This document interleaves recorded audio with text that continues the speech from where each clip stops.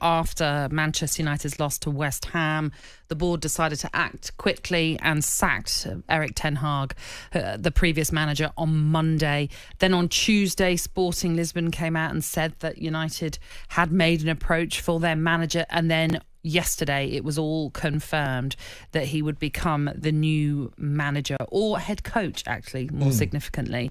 He won't actually start until the 11th of November, Cass, so he's got a couple more games in charge of Sporting. Interestingly, they played last night, won 5-1 against Estrella.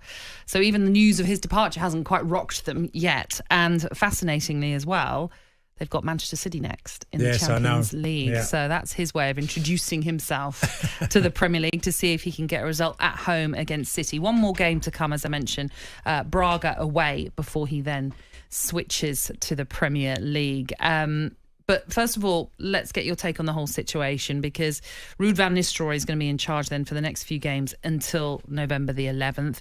Amorim becomes the 6th permanent boss at United since Sir Alex Ferguson's 26-year reign ended with his retirement in 2013. And in a statement, the club said that Ruben is one of the most exciting and highly rated young coaches in European football. Let's get your thoughts, first of all, on the decision to sack Ten Hag. Inevitable? Yeah. There's a couple of things that would have happened in the summer. Is, first of all, Man United spent a lot of money to bring in new talent. With that, it puts even more pressure on the manager to deliver immediately, which they didn't. Once they lost to West Ham, as unlucky as they was, because they deserved something out of the game. They had enough chances. They had a harsh decision on a penalty given against them. They lost the game. Then I looked at the table and I thought, wow, they're now 7 points, I think, Nat, isn't it? 7 points behind the Champions League sport? Yeah, that's right. 7 points. Now, this is a clear effort of where, for me, and I don't know, I can't prove it, but when the board meeting was, and I questioned it the other week, about 7 hours long, is that how far can you let it go when Champions League football is absolutely necessity to Manchester United? Not only because of the amount of money it brings, but the money they've spent, and obviously the sacking of the manager and the costs that come along with that. It takes away your ability and muscle in the transfer market, because you have to abide by certain rules. Now, United have huge revenue as a football club. They have to somehow throw the last dice of trying to make the Champions League. 7 points is doable at this stage of the season, going into 10 games today. That's their last throw of the dice for me on Ten Hag. It was inevitable. There was too much wrong. I've said that the ability of a manager is always the same thing to me, is a great managers, or the very good managers, mainly overachieve with what they got. The ones that don't survive and lose their jobs quite quickly, underachieve. Generally, they're the rules. And being in the job for over 2 years, changing every position on the pitch that he was allowed to do, in new investment, in bringing players that, filled voids that he felt he had, and none of them have really worked. And it just, everything about Manchester United felt wrong. The 90 minutes of the FA Cup final, which he probably had, that was his highlight of the way they beat City, kept him in a job, but it only kept him in for so long, because this season was exactly the same start in many ways as last season, Champions League and Premier League football results.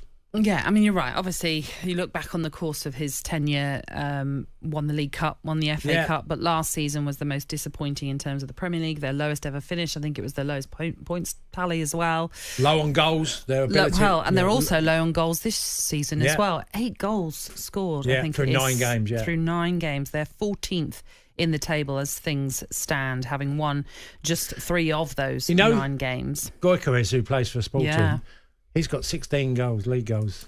He's got double what Man United have got on his own. But he's playing in, and we'll talk about that across the morning, about the style of play that the United will adopt very, very quickly. Yeah. Okay, then. So it's Ruben Amorim that they have turned to. We were hearing there about the sort of style of play that he is going to adopt, something that we perhaps didn't really see with Erik Ten Hag. We never really knew what Manchester United were meant to be. He is renowned for his high pressing, the possession, that sort of 3-4-3 formation that he likes to implement as well. In terms of excitement, maybe United fans are going to finally get that. Yeah, I think the fact that they've got a coach, that's coming in that plays, identifies with the game is... Look, the laws of the game are built now for teams to be attacking. Because if you're attacking, you get more chances, there's more decisions to be made, whether it's via VAR, whether it's referee decision. Attacking football is paying huge dividends. If you don't play like that, you've got to be so good defensively. And I think some managers, like the goal that West Ham got with a penalty last week, we've got to stop teams getting in our penalty box, because if we do that and you defend and make low blocks, you're going to give away too many free kicks, penalties, decisions that are going to give you problems. I think it is an absolutely exciting... Have you said to me, apart from obviously Alonso being the main choice, because Liverpool looked at him, and I'm sure Man United did as well, this is probably the next coach, 39 years old. I mean, just their records of win, and loads of goals. They're a free-scoring team. It's all about... Their fullbacks is going to be the interesting one for me, because when you introduce this new style that will be the fullbacks are asked to do different types of jobs and be more wingers at times and a more offensive style, and like you said, have a three at the back, that puts a lot of question marks of who's going to survive in the dressing room under this new guy. There's going to be some really interesting decisions that I'm sure will go along with that.